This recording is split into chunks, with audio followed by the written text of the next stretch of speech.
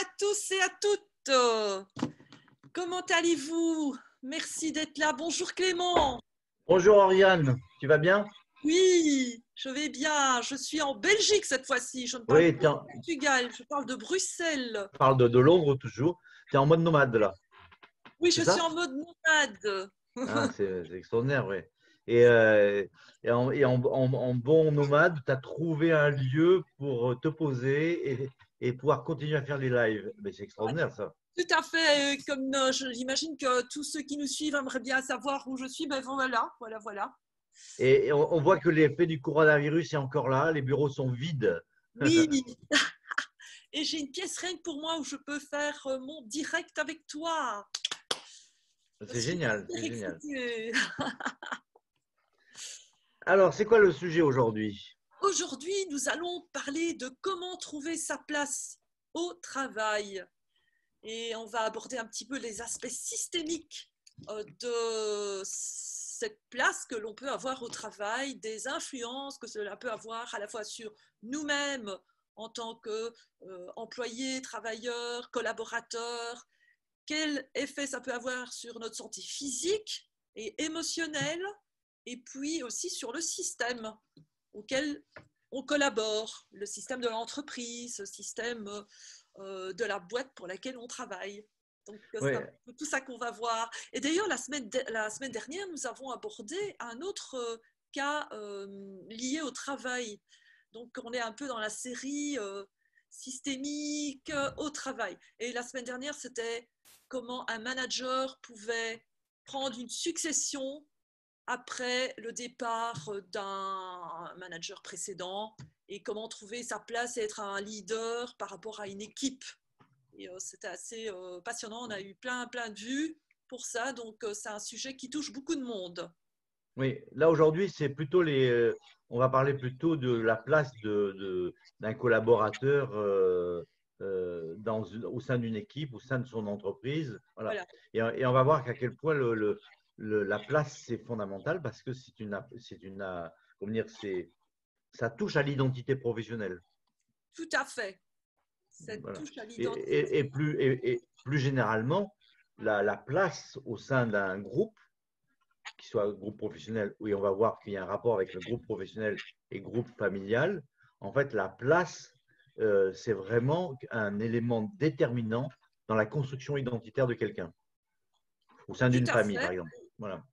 Oui. Et puis, ce qui est assez fascinant quand on accompagne comme ça de nombreuses personnes qui ont cette problématique de trouver leur place au sein de leur travail, mais très souvent, c'est en écho avec leur histoire familiale. C'est un Exact. peu comme s'ils rejouaient un scénario qu'ils connaissent bien et qu'ils rejouent partout où ils vont. Et entre autres, ben, là où on passe le plus de temps après chez soi, c'est au travail. Puis on passe au moins 8 heures, si pas plus, par jour. Alors, avant de commencer, je pense que pour les gens qui ne nous connaissent pas, c'est important de faire deux choses, de se présenter. Donc, je vais vous Oui, présenter Oriane. Oriane, spécialiste des constellations systémiques et familiales, et particulièrement spécialiste des constellations en distanciel. Elle oui, fait des constellations depuis le Portugal, et là, c'est depuis la Belgique. Si quelqu'un prenait un rendez-vous avec elle, elle le ferait depuis la Belgique, avec son ordinateur, avec tous les outils que l'on a maintenant, Zoom et compagnie, pour pouvoir en fait accompagner des personnes avec ce fabuleux outil que sont les constellations familiales. Elle est pionnière. Oriane est pionnière dans son genre parce que c'est une des premières, voire peut-être la première à avoir créé une formation e-learning diplômante ouais, de formation de facilitateur à la constellation, aux constellations. Donc, exactement. ceux qui veulent faire un métier, ceux qui veulent aller plus loin, en fait, sachez que sur le site Académie de coaching systémique, Oriane, en fait, propose donc cette formation e-learning. Et ben, les constellations, Oui, c'est un aboutissement d'un long parcours de fait de quantité de formation, de compétences. La première, c'était la kinésiologie. Après, elle s'est intéressée à la PNL. Puis, elle est spécialiste aussi du face reading. C'est une façon de lire la personnalité de quelqu'un sur son visage, sur les traits du visage. Je ne pourrais pas citer toutes les compétences d'Oriane. C'est une entrepreneuse qui est bourrée de talent et bourrée de créativité. Voilà. Waouh, merci pour ce portrait super flatteur. Je voudrais te présenter à nos amis qui nous regardent Clément Boyer, également une personne qui a beaucoup voyagé. Hein. Tu es quelqu'un qui a beaucoup voyagé, qui a vécu dans différents pays, donc tu es une personne qui a ce contact multiculturel et qui a fait aussi un parcours assez impressionnant puisque tu es parti du monde de l'agronomie tropicale pour aller vers le monde de l'accompagnement humain. Tu es parti de l'accompagnement de la nature pour aller vers l'accompagnement humain. Tu as appris de nombreuses méthodes dont tu es devenu formateur pour certaines d'entre elles comme la PNL, programmation neurolinguistique, et également créateur d'une approche pour désactiver, en tout cas pour activer. C'est surtout ça, je pense, qui est très important avec ta méthode, c'est qu'on active des nouveaux systèmes de croyances pour obtenir le succès que l'on souhaite, et ça s'appelle le mind hacking. Et je dois dire que j'ai reçu une séance qui m'a complètement bluffée et surtout qui a eu un effet immédiat puisque j'avais travaillé la visibilité et une semaine après, ça commençait déjà à se manifester. Ma visibilité a tout de suite augmenté, ne fût-ce que sur un paramètre assez simple, LinkedIn. J'ai tout de suite vu le graphique qui a augmenté suite à cette séance. Donc, merci encore pour ce beau travail. Et puis, tu es aussi un multi-entrepreneur, hein. On appelle ça des serial entrepreneurs, et puis tu es un slasher aussi, slasher, c'est-à-dire tu fais plusieurs trucs en même temps, et c'est pour ça, quelque part, nous avons plein de points communs. Nous sommes tous les deux balances, nous avons tous les deux mis la main dans la terre. Ta première formation, c'était l'horticulture. Ah ouais, c'est vrai. Ben oui, mais nous, en tout cas, ça ne nous gêne pas hein, de marcher dans la boue et de mettre les mains à la terre. Et voilà, donc tous ces points communs ont fait que grâce au virtuel, nous nous sommes rencontrés et nous avons établi un partenariat qui a démarré dans le virtuel. Et je dois dire qu'on s'amuse bien à faire à créer ce partenariat et à transmettre nos passions mutuelles. Et en plus, on a mis en place une formation qu'on va co-animer en ligne pour apprendre les constellations. Mais on reviendra là-dessus parce que je ne voudrais pas lasser nos auditeurs et je voudrais surtout démarrer sur le thème de trouver sa place au travail. Alors, la question par rapport au thème qu'on a annoncé, trouver sa place au travail, la question, c'est qu'est-ce qui se passe, ou les questions, j'en ai deux, qu'est-ce qui se passe si on ne trouve pas sa place au travail, si on a un problème pour trouver une place au sein d'une équipe, en quoi c'est si important d'avoir une place établie et une place juste au travail? C'est très important déjà pour la perception qu'on peut avoir de soi-même, se sentir utile, avoir du sens, donner du sens, à consacrer ces 8 heures, si pas plus dans certains cas, pour une entreprise, mais aussi pour une équipe à laquelle on appartient. C'est vraiment très important de pouvoir ressentir ce sentiment d'être utile, d'être à sa juste place. Et si nous ne ressentons pas cela, ça va avoir un impact tout d'abord, hein, tout basiquement sur notre santé. Déjà, ça commence par ça. Avec des nuits où l'on dort mal, des nuits où on ne récupère pas, on arrive fatigué au boulot. Également, on peut avoir des problèmes de différents types au niveau de la santé digestive, de la santé nerveuse. Et puis, ça va avoir un impact sur nos relations. Parce que si nous arrivons fatigués au travail et que nous ne savons plus pourquoi nous allons travailler ou que nous ne nous sentons pas accueillis dans l'équipe où nous sommes, eh bien, ça va créer un sentiment d'exclusion. ça va donner, ça va nous retirer l'envie d'aller au boulot. Donc, on va avec les pieds de plomb au boulot. Et puis, il va y avoir des problèmes de relation avec les autres. Il va y avoir plein de petits comportements qui vont venir saboter le quotidien. Et ça va être difficile à vivre pour soi, mais aussi pour les autres, parce que la connexion ne se fait plus avec l'équipe et ça va aggraver le problème. Donc, burn-out, parce que très souvent, le burn-out vient à travers ces sentiments de je ne sais plus pourquoi je fais ce que je fais, j'ai l'impression que j'en fais jamais assez, je dois en faire plus pour me faire accepter, pour avoir le sentiment d'appartenir à cette équipe, pour redonner du sens au travail que j'accomplis, je dois en faire plus. Et je vois que quoi que je fasse, ben, ça ne sert à rien.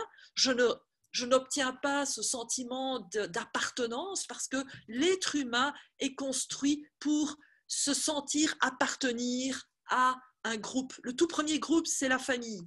Et puis le deuxième groupe, si ce n'est pas un groupe où la religion est importante, ça va être le groupe du travail. Le travail, c'est vraiment le deuxième secteur le plus important après notre famille, notre relation de couple, notre relation à nos enfants, ou même quand on est encore jeune, à nos parents, à nos frères et sœurs. Mais ça va être comment je me place dans mon travail, parce qu'on y passe énormément de temps.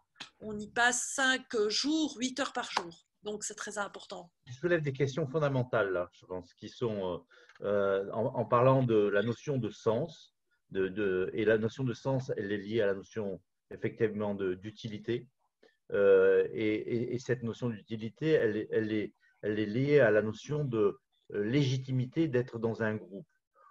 Parce que quand on est dans une famille ou dans un milieu, on a besoin d'être vivant, bien évidemment, on a besoin de trouver la sécurité, mais on a besoin aussi de trouver l'estime de soi, on a besoin de trouver la compétence. Mais ça, c'est utile, enfin, ça se fixe à partir du moment où on se sent inclus dans un groupe. On se sent appartenir, mais dans le sens inclus. Et à quoi ça sert l'inclusion? C'est parce que, en fait, c'est la garantie de la sécurité. Tout à fait. C'est-à-dire que si je viens dans une famille et que je me sens exclu, je me suis rejeté, j'ai une problématique de rejet, voire même d'abandon, mais je ne peux pas me sentir en sécurité parce qu'il n'y a pas un milieu qui me protège. Donc, je dois compter que sur moi-même, mais ça serait comme un animal un lionceau au milieu de la savane. S'il se retrouve tout seul, en fait, il est en très grand danger et ça le met immédiatement en très grand stress. Tu sais Tout à que fait. en éthologie, on connaît ça. Si un lionceau s'écarte de sa mère et il va trop loin, il est pris dans les herbes de la savane, mais pour un peu que le vent ne soit pas dans le bon sens et qu'il ne sente plus l'odeur de sa mère et que sa mère ne sente plus de son odeur, tu sais ce qu'il fait, le lionceau, parce ça le met immédiatement en état de stress, mais leur maximum, parce qu'il est la proie de tous les prédateurs qui peuvent passer par là. Et ce qu'il fait, c'est qu'il va grossir son poil, il va tripler de volume en dressant, c'est comme les chats, hein, en dressant ses poils, et il devient une boule de poils. Il est tout petit, mais il devient beaucoup plus gros. Et en fait, il fait ça pour faire peur à ses prédateurs. Ouais, waouh. Et c'est la preuve qu'il est en état de stress. Mais d'une certaine façon, quand on se retrouve dans les situations de rejet d'un groupe, on est de nouveau, c'est un peu archétypal, mais on est de nouveau dans cet état de stress majeur. Tout à fait. Mais ce sont c'est de la survie, hein. Revenons à la base. Tous nos comportements sont toujours associés à la survie. Et faire partie d'un groupe, se sentir appartenir à ce groupe, savoir pourquoi on est dans ce groupe, ça fait partie des fondamentaux pour vivre, pour être bien dans sa vie. Et d'ailleurs, j'en profite pour parler un peu de ce que sont les constellations systémiques, parce que tu avais justement demandé que je présente brièvement ce thème. Et les constellations systémiques ont été créées par Bert Hellinger, ça fait déjà un peu plus de 40 ans, et c'est une sorte de psychodrame qui va se jouer avec des représentants, et on va mettre en scène des situations données, qui soient des situations liées à la famille ou des situations qui sont, par exemple, liées au travail, à un contexte de travail. On peut aussi représenter des thèmes qui semblent plus abstraits pour notre cerveau, c'est-à-dire ce n'est pas lié à des personnes. Par exemple, on peut représenter son entreprise, on peut représenter l'argent, on peut représenter le rejet, on peut représenter des notions aussi, et en les représentant, ça donne accès à des informations qui ne sautent pas aux yeux comme cela quand on y pense. Oui, par exemple, en entreprise, on peut consteller un conflit. Exactement. Il y a un conflit dont on ne connaît pas les tenants et aboutissants, on peut le consteller et ça a un intérêt, c'est que ça permet d'abord de faire sortir peut-être les vraies problématiques et donc d'établir une sorte de diagnostic et donc de savoir où il faut agir. Oui, et c'est toujours surprenant que notre manière d'aborder, qui est plutôt raisonnable, logique, déductive, va être différente grâce aux constellations systémiques et va donner aussi beaucoup plus de place à l'intuition, à la créativité et à la création de solutions auxquelles notre cerveau gauche, notre cerveau logique ne pouvait pas accéder. Là, nous accédons à plein de nouvelles possibilités. C'est très, très créatif aussi. C'est également un outil qui peut être utilisé pour augmenter la créativité, ou en tout cas accéder à notre part créative. Donc, je vous parle des constellations avec des représentants, des personnes qui viennent représenter et vont faire un psychodrame, une sorte de théâtre sur un plateau, sur un espace que l'on appelle d'ailleurs le champ qui sait ou le champ de connaissance, qui est très quantique, c'est une approche très quantique. Maintenant, comment est-ce qu'on pourrait faire une constellation comme ça sur Zoom, en ligne? L'autre fois, si vous avez déjà regardé nos vidéos, nos interviews, vous avez peut-être vu que j'utilisais des Playmobil. Mais aujourd'hui, je n'ai pas mes Playmobil avec moi, je n'ai rien, je n'ai que mon ordinateur. Et je vais vous montrer comment on peut également utiliser avec un PowerPoint, qu'on peut faire une constellation en ligne. Voilà, donc je ne sais pas, est-ce que tu penses que je prends un exemple pour... Je pense que ça serait le mieux, parce que en plus, tu m'as dit que tu avais un exemple qui était particulièrement parlant d'une personne Oui, qui avait une problématique de place au travail et pour lequel il y a eu des changements assez impressionnants très rapidement. oui, oui, dans la semaine, elle a eu un changement. Dès qu'elle est retournée au travail. Donc, Donc, c'est une dame qui est venue me voir. Hein, et elle s'appelle Christine.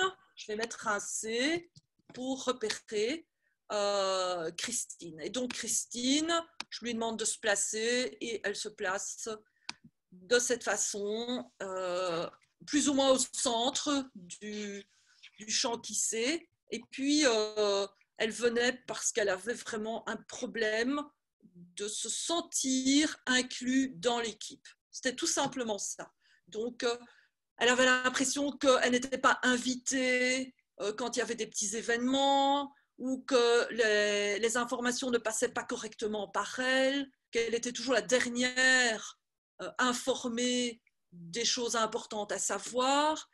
Et également avec son directeur, elle ne savait pas trop bien comment se positionner par rapport à lui.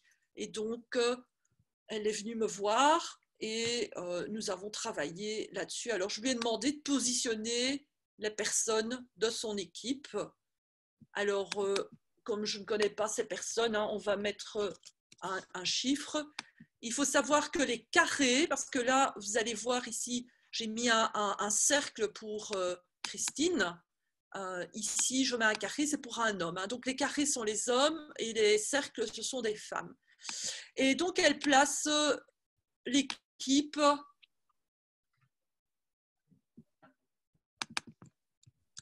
comme ça. Donc, il y avait 3 hommes dans cette équipe.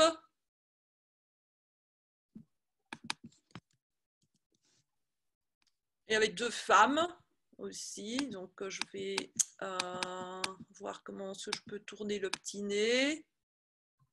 Sont dans là. Les deux femmes.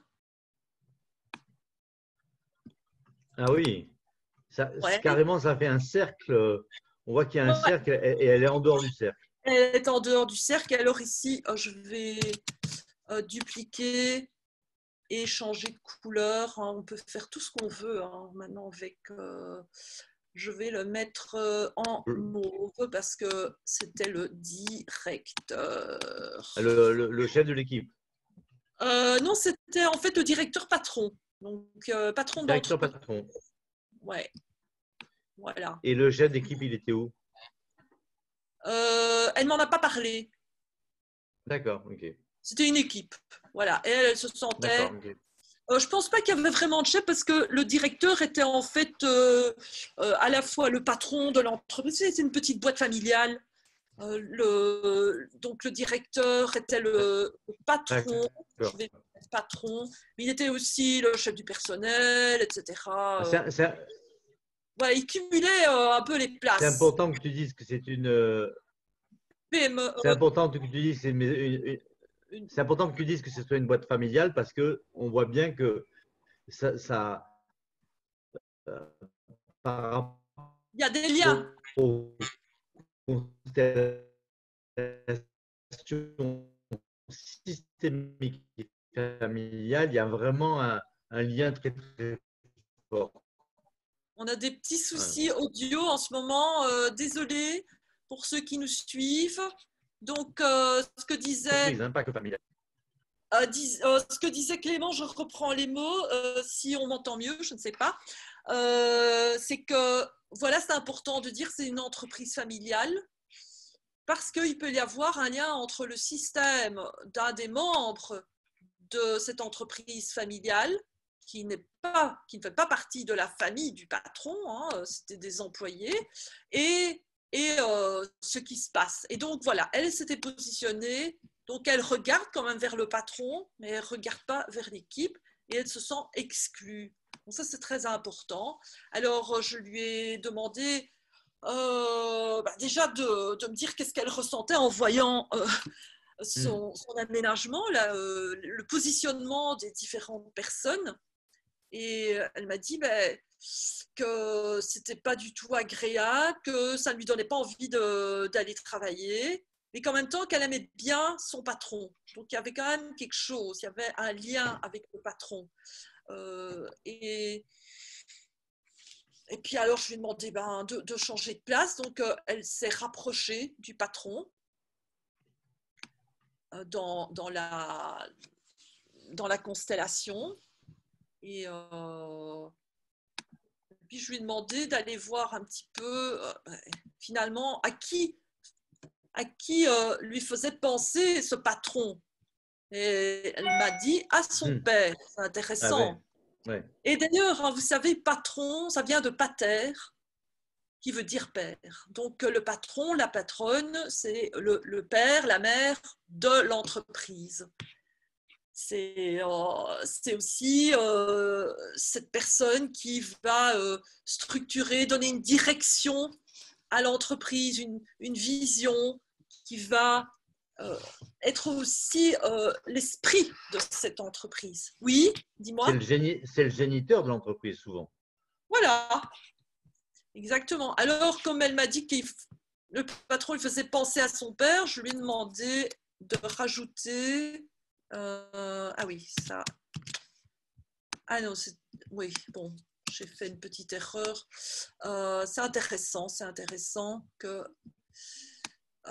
donc, je vais mettre le père de ma cliente.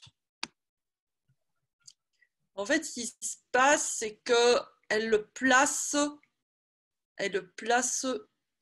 beaucoup plus loin. Et finalement, ce père ne la regarde pas. Et si on regarde bien, ici, le patron ne la regarde pas non plus. Son petit nez, là, il n'est pas dans ce sens-là. Il regarde vers son équipe, il regarde vers son entreprise, vers l'ensemble, pas vers une seule personne. Donc, il y a il y a quelque part une projection de la part de ma cliente sur le patron, une projection qui est associée à la relation qu'elle a eue avec son père. Alors, je lui demande comment s'est passée la relation avec son père ou comment ça se passe.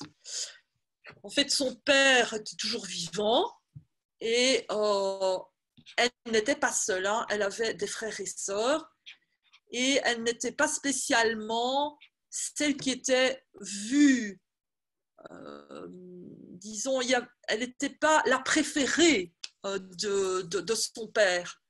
Je ne sais pas s'il y avait des préférés, elle ne m'a pas parlé de ça, mais en tout cas, elle n'arrivait pas à attirer le regard de son père rien que pour elle.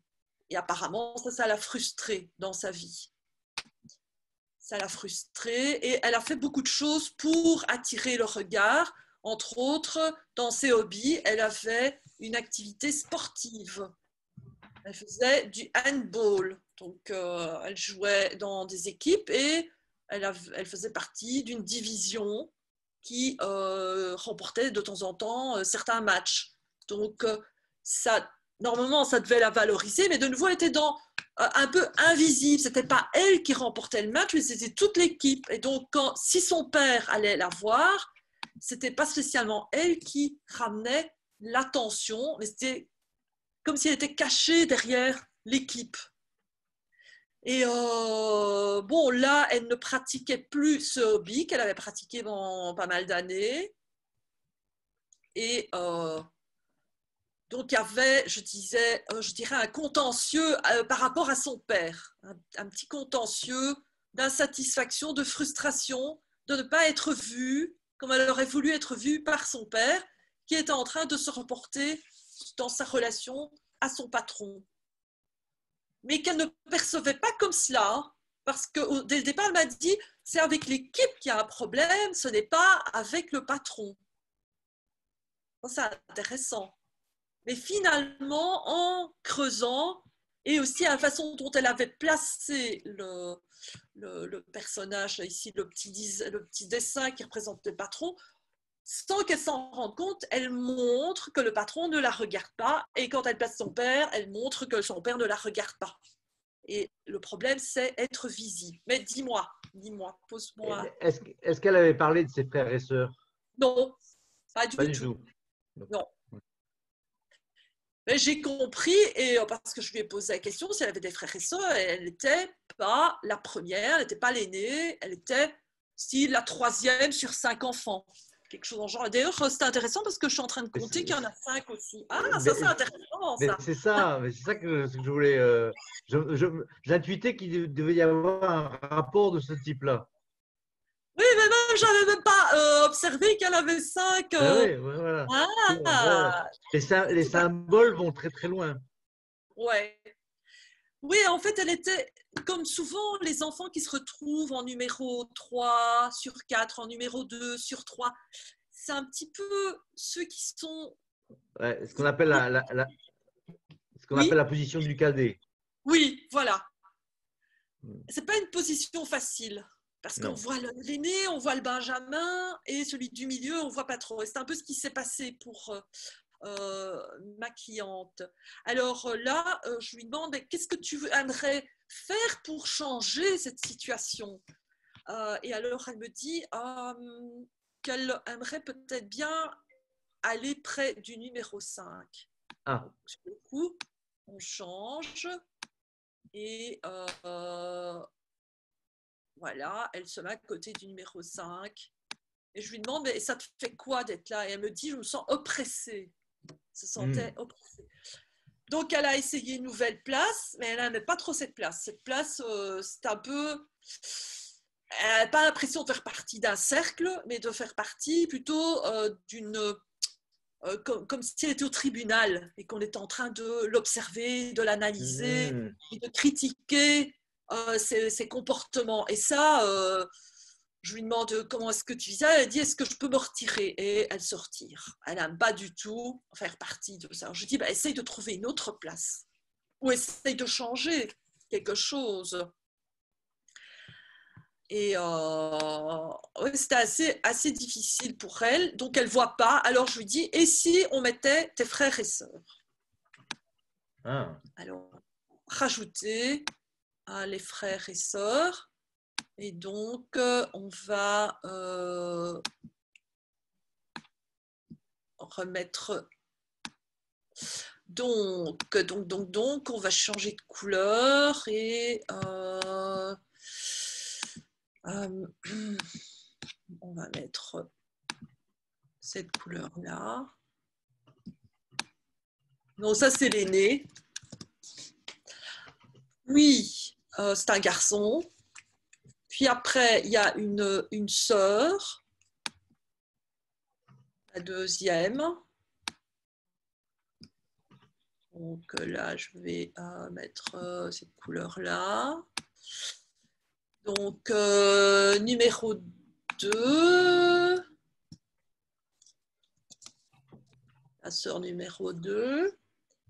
Et puis, il y en a encore 2 à ajouter. Un autre frère.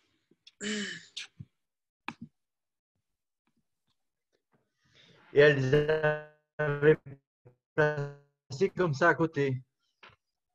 Je suis en train de les placer seulement. Je vais les replacer après. Mais donc, elle s'est mise avec l'aîné. Non. C'était pas elle, le numéro 3? Oui, c'est elle, numéro 3, donc je me suis trompée. Numéro 4, et elle. Mais en fait, elle reste bien séparée. Ok, et il reste encore numéro 5. C'est une fille. Une Benjamine, la Benjamine. Ouais. Et là, je vais mettre en jaune.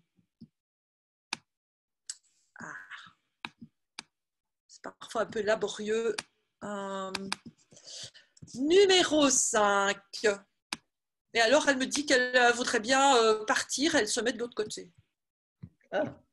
Ouais, elle n'aime pas du tout être là dans cette famille. En fait, ce que je découvre, c'est qu'elle avait un problème avec sa place. Elle n'aimait pas du tout sa place dans sa fratrie. Donc ça, c'est quelque chose qu'on peut faire quand on fait des séances individuelles. Par exemple, si j'avais dû intervenir dans l'entreprise, je n'aurais pas demandé à ma cliente de représenter sa famille parce que c'est trop personnel. Mais en séance individuelle, on peut travailler ce genre de choses. Donc là, je lui demande de se placer. Et donc ça, c'est une directive. Je dis, voilà, on va faire un essai, on va regarder et regarder vers sa fratrie. Et là, on voit qu'il y a quand même aussi un petit décalage entre numéro 4 et numéro 5 qui ne sont pas spécialement proches. Donc, il y a comme un petit clan. L'aîné, le numéro 1, je vais peut-être l'appeler numéro 1, ce sera plus facile pour vous. Le numéro 1, le numéro 2 et le numéro 4 font clan. Numéro 5 est un peu à part. Et je suis en train de remarquer qu'ici, numéro 5, il se positionne aussi autrement. Et je lui demande de dire, voilà, je suis Christine et je suis la numéro 3 des enfants vivants. Et je lui demande de dire ça et de voir comment elle se sent. Et elle dit, ah, ça fait quand même du bien parce que finalement, c'est vrai, je suis la numéro 3 des enfants vivants. Alors je lui demande, est-ce qu'il y a eu des enfants morts-nés ou autre chose? Elle dit, pas à ma connaissance. Donc je lui dis, bah alors, je peux peut-être même essayer. Je suis le numéro 3 de la fratrie. Et là, elle dit que c'est encore plus facile à dire, numéro 3 de la fratrie.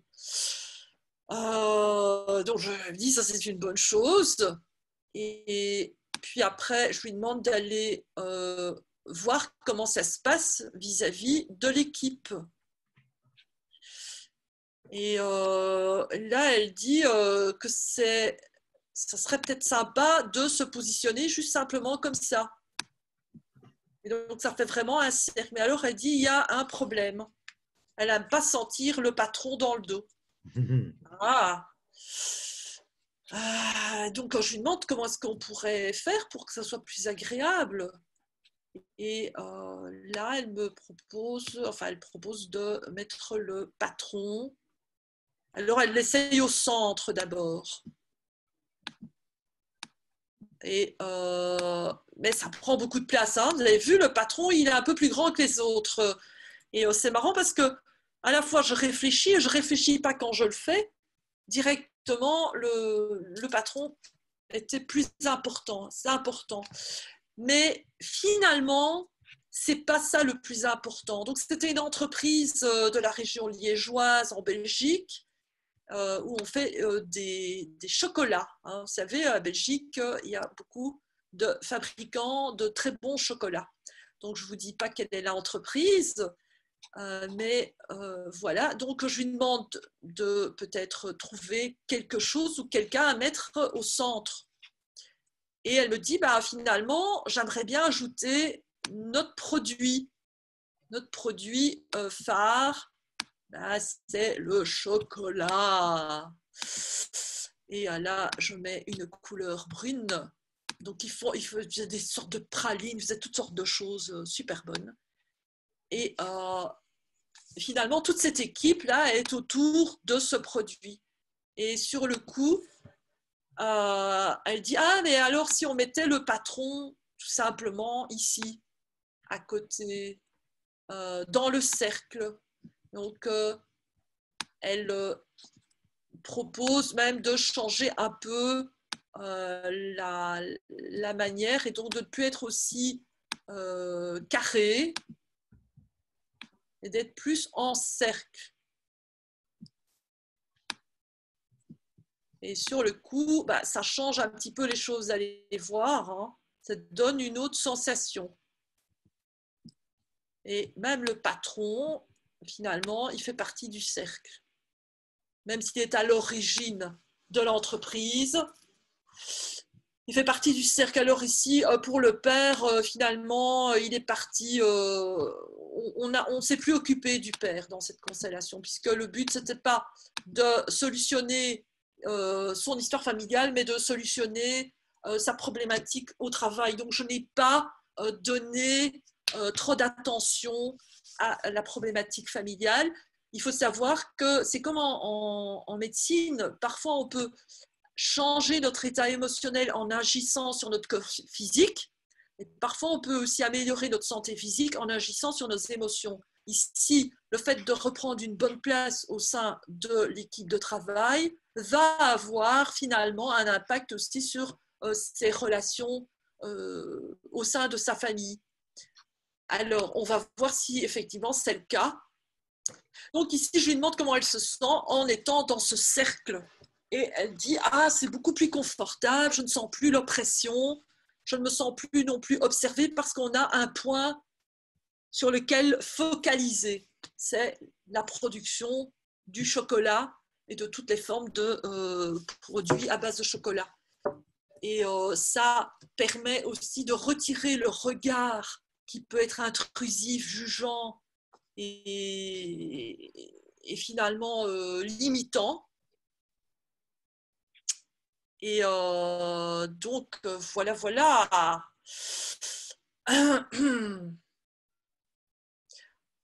Bien, alors sur ce, je lui demande si elle veut faire autre chose. Elle me dit non. C'est en même temps présent. Regarde, Oui, c'est tel que c'est présenté, on voit bien que c'est un recentrage au sens littéral du terme sur la raison d'être de l'entreprise, la raison d'être de son travail. Et il y avait quelque chose qui était décalé, c'est-à-dire qu'elle est au travail, mais elle n'était pas axée sur la raison d'être profonde voilà. de son existence dans cette entreprise. Très intéressant. Oui. Oui, parce que finalement, elle m'a dit qu'elle aimait bien tous les produits en lien avec le chocolat, etc., que c'était aussi apporter du plaisir aux gens, de la Ouais. sensualité, toutes ces choses, et qu'elle trouvait ça important. Et puis, donc, comme c'était quelqu'un qui venait régulièrement en séance chez moi, je la revois 15 jours après, et je lui demande comment ça s'est passé. Elle m'a dit, c'est incroyable. Les gens au travail étaient tout à fait différents après la séance, mais vraiment tout à fait différents. Elle s'était sentie accueillie, il y avait eu des attentions, il y a eu des comportements. Elle a eu l'impression aussi que bah, c'était plus qu'une impression. On l'a invitée à une petite activité qui était faite en dehors du travail avec les autres membres. Et, et elle s'est sentie totalement différente et perçue différemment et elle a l'impression qu'elle n'était pas dans la même entreprise. C'est à ce point-là. Elle a eu un sentiment qu'elle n'était pas dans la même entreprise, alors que c'était les mêmes collègues et tout. Ouais. Ça conforte ce que l'on dit en PNL, c'est que quand on vit une situation difficile, en fait, la situation est le miroir de l'état dans lequel on est. Et en fait, il se passe dans notre environnement, en fait, le miroir de ce que l'on est à l'intérieur. Donc, quand on change, même inconsciemment, on ne donne pas la même image, donc on n'a pas le même reflet. Ah, On ouais, n'a ouais, pas le ouais. même retour.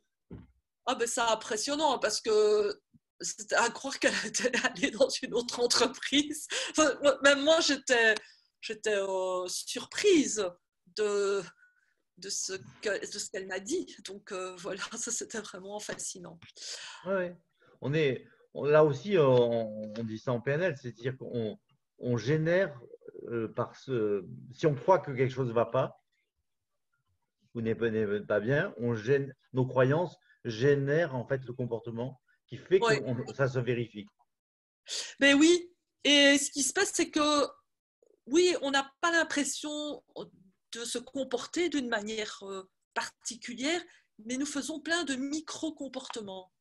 Et ces micro-comportements Ben ouais. envoient des messages aux personnes en face de nous qui vont être en ouverture ou en fermeture vis-à-vis de nous. Et ça peut aller jusque même des micro-expressions faciales, une manière de se tenir, si on se tient plutôt droit, plutôt courbé, comme dans une attitude un peu de victime, de souffre-douleur. Ou Le, le ton, ton. oui. Et c'est vrai que la cliente en question, Christine, eh bien, elle se tenait plus droite à la fin de la séance parce que j'ai eu la chance de pouvoir donner cette séance en cabinet, donc ça n'était pas en ligne et j'ai pu vraiment voir l'avant et l'après. L'avant, elle était plus grise, plus terne, plus éteinte et quand elle est repartie, elle était beaucoup plus ouverte et plus lumineuse et plus présente. C'était vraiment étonnant de voir que finalement, en moins d'une heure, hein, parce que la séance prend une heure, mais finalement, la constellation, ça prend 15-20 minutes. En 15-20 minutes, paf, on était passé dans une autre dimension, une autre vibration. C'était vraiment Mais, question de vibration. mais déjà, il y a eu une prise de conscience. Moi, je dis souvent, quand j'accompagne les gens en changement, il y a trois niveaux de changement. Il y a la prise de conscience, il y a le changement structurel, le changement de structure profonde. Et Mhm. si on n'arrive pas à faire un changement de structure profonde, il y a la mise en place d'outils d'adaptation, d'outils de gestion. Donc, on a un triangle avec prise de Oui. conscience, gestion et changement structurel. Le changement structurel, il peut se faire immédiatement parce que le changement le changement de structure, c'est le changement d'une croyance en fait. Tout à fait. Pour rebooter ce que tu disais avec le mind hacking ou la méthode que je développe, en fait, c'est parti de là. C'est que comme on sait que tout tient sur des structures de croyances, si on met en place la bonne croyance, on a le bon résultat. Ouais, oui. C'est un Et peu comme faire de la pâtisserie. C'est les ingrédients. Si on oublie de mettre le sucre pour le faire le gâteau, ben, ce sera plus un pain qu'un gâteau. On a besoin de sucre pour que c'est un goût de gâteau. Donc exact, les ingrédients changent la réalité. exactement. Wow, Ok. c'est Donc, passionnant tout ça. comment on peut conclure donc sur cette notion de place? Moi, je dirais que c'est important de prendre conscience de là où on est, d'aller regarder dans notre propre histoire comment c'était aussi, si on prend vraiment le thème de la place, comment est-ce qu'on vivait notre place au sein de notre famille. Et puis, le fait de prendre conscience de ça, après, ce qui est important, c'est l'acceptation. Et c'est vrai, moi, je recommande de jouer le jeu, de faire une constellation, que ce soit en ligne ou en présentiel, parce que c'est le processus le plus doux, le plus facile, qui permet d'accepter ce qui est, d'accepter notre place, celle qu'on a reçue par le destin. Et finalement, c'est la faute à personne que nous soyons nés premier, deuxième, troisième, quatrième. Euh, et le fait de pouvoir accepter ce qui est, eh bien, c'est comme cet ingrédient qui manque. L'acceptation est un ingrédient qui va permettre, disons, à ce que notre brillance intérieure puisse s'exprimer et se développer et s'expanser autour de nous et faire en sorte que l'on peut être vu et voir sans se sentir en danger. Parce qu'il peut y avoir aussi un sentiment de danger à être vu. Oui, moi trouve très intéressant le fait de traiter la place sous forme de constellation permet de montrer que pour changer, il y a besoin de prendre conscience qu'on peut rejouer souvent dans les histoires de place en entreprise, les histoires de place non assumées ou conflictuelles qu'on a pu avoir dans son milieu familial. Et que donc cette prise de conscience permet de voir que plusieurs choses. C'est que d'abord, il y avait un problème, que ce problème, il était là, mais il dépend. On en était inconscient. Donc, le rendre conscient, ça permet de dire, ouais, au fond, c'est comme ça. Et ça permet de prendre du pouvoir, c'est de dire, OK, la place que je vais avoir demain, c'est celle que je vais choisir. Exactement. Et C'est, ça, j'apprécie ce que tu dis. Oui, et ça, c'est très important. Parce que l'aboutissement, finalement, de ce travail sur la place, c'est où on prend conscience que en fait on dépend d'un milieu d'où on vient, où on dépend d'un milieu où on arrive quand on est en entreprise, on dépend on va faire partie d'un groupe qui va créer un résultat. Donc le résultat dépend de nous comme on dépend de ce que font les autres. En même temps, donc si on ne prend pas sa place là-dedans, effectivement on crée une difficulté dans l'ensemble. Mais la responsabilité de prendre cette place, c'est pas les autres qui l'ont, c'est nous-mêmes. exactement. C'est prendre la responsabilité d'accepter et de bien vivre, de choisir la place que l'on peut prendre ou pas. Parce que finalement, cette dame, elle aurait pu dire, finalement, je n'ai pas envie de continuer dans cette entreprise, je vais donner ma démission et je vais chercher une autre place. Elle a décidé de rester parce qu'elle trouvait qu'elle aimait bien les services, produits qu'il fabriquait, elle aimait bien, elle était fière finalement de cette entreprise. C'est une entreprise qui a une réputation au niveau du pays, qui est appréciée par beaucoup, beaucoup de monde. Et elle aimait bien pouvoir dire qu'elle travaillait pour cette entreprise, elle n'avait pas envie de changer. Et elle était fière des produits qu'il fabriquait aussi. Ouais, ça c'est très important ce que tu dis là parce que la notion de place renvoie avec la notion de valeur. C'est-à-dire que être bien dans une place, c'est non seulement avoir une utilité, mais c'est aussi pouvoir vivre ses valeurs et que la façon dont on conçoit le vécu de ces valeurs soit conforme à son cahier des charges. Et Oui, effectivement, quand on fait une constellation, on peut s'apercevoir que en fait, on n'est pas à la bonne place, on n'est pas dans la bonne entreprise. Non, pas parce qu'on a un problème de place avec son père ou sa mère, ou on a eu un problème de place, mais parce oui, qu'en fait, on n'est pas au bon endroit en termes de système de valeurs. Et exact. que tous les groupes ne nous conviennent pas. Il y a des groupes qui nous conviennent, mais tous les groupes ne conviennent pas complètement. Et c'est Tout à de nouveau notre responsabilité de dire, OK, ben, ce n'est pas pour moi, et je vais chercher une entreprise où je vais pouvoir être compatible en termes de valeurs et de critères là. Tout à fait. C'est très important de ne pas se forcer à adapter nos valeurs à une entreprise parce qu'on a peur de ne pas avoir de travail. Il faut mieux rechercher une entreprise et s'intéresser aux valeurs de cette entreprise pour voir si elles correspondent à nos propres valeurs. Ce sera beaucoup moins contraignant de travailler pour une entreprise qui prônent des valeurs qui sont communes aux nôtres. Valeurs et critères, parce que les valeurs, elles peuvent être affichées, mais ce qui fait la Oui, réalité des valeurs, c'est comment elles se vivent au quotidien.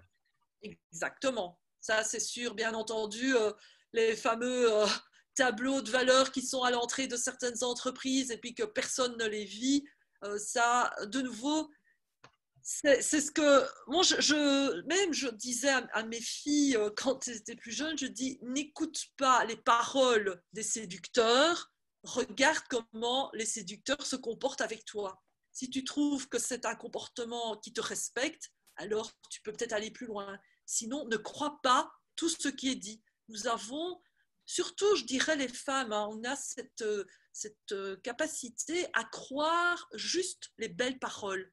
Et les entreprises sont aussi des grands séducteurs et des grandes séductrices. Elles ont des belles paroles et elles nous charment, hommes et femmes ici, puisque Oui, là, on oui. est dans Je, une je te, position de… je te rassure, les hommes, c'est pareil. Ah, d'accord. Mais c'est impressionnant de voir cette propension que l'être humain a de vouloir croire les paroles. Et j'aime bien aussi faire un petit clin d'œil avec cette chanson, des paroles, des paroles. Mais c'est ça. Ouais, exact. Ne croyez pas les mots qui sont affichés, allez ressentir l'entreprise, allez connecter avec des personnes qui travaillent en lien avec cette entreprise, même des clients qui achètent les produits de cette entreprise. Est-ce qu'ils ressentent l'esprit de cette entreprise dans ce qui est produit? Mais bon, je pense que là, on est en train de s'éloigner du thème. Voilà. Oui, non, en même temps, tout est relié. Maintenant, on arrive au terme de ce live. Il est temps de conclure. Et donc, tu parlais d'une formation que nous avons proposée. Si tu veux bien Oui, en dire donc un petit mot. très, très rapidement, je dirais que pour en savoir plus, vous pouvez visiter le site academycoachingsystémique.com. Nous proposons très prochainement en septembre des formations 3 demi-journées pour s'initier de manière pratico-pratique aux outils de la systémique, des constellations systémiques. Ça s'adresse En distanciel. principalement En distanciel. oui, en distanciel, n'oublions pas, ça c'est grâce au confinement, des solutions ont été mises en œuvre pour permettre à tout un chacun de suivre des formations de n'importe où. Et là, vous n'êtes pas seul face à votre formation, on le fait ensemble, mais en distanciel, grâce à des techniques comme Zoom. Donc, vous avez des ateliers pratico-pratiques, vous avez des outils, vous repartez avec votre petite boîte à outils au bout des 3 demi-journées. Et pour connaître les dates, c'est tout simple, visitez l'agenda sur mon site academycoachingsystémique.com et inscrivez-vous. Vous aurez plus d'informations si les dates et le thème vous intéressent. On vous donnera beaucoup plus d'informations dès votre inscription. Et puis suivez-nous sur YouTube. Oriane Cormand aussi, c'est ma chaîne pour le moment. Peut-être qu'un jour on créera une chaîne pour ce genre de webinaires et d'interviews sur la page de l'Académie du coaching relationnel systémique. Et on vous tiendra au courant de toutes les nouvelles offres, activités. Entre autres, pour les constellateurs confirmés, on propose aussi un atelier d'initiation aux outils Internet pour pouvoir faire du distanciel, d'où vous vivez avec des clients du monde entier, comme je le fais depuis plus de 7 ans. Voilà. Ok, il est temps de remercier tous les gens qui nous ont suivis. Merci beaucoup à vous tous. On vous souhaite le meilleur et on vous envoie en fait Une étoile. une étoile. Ciao, ciao. Au revoir tout le monde. Au revoir.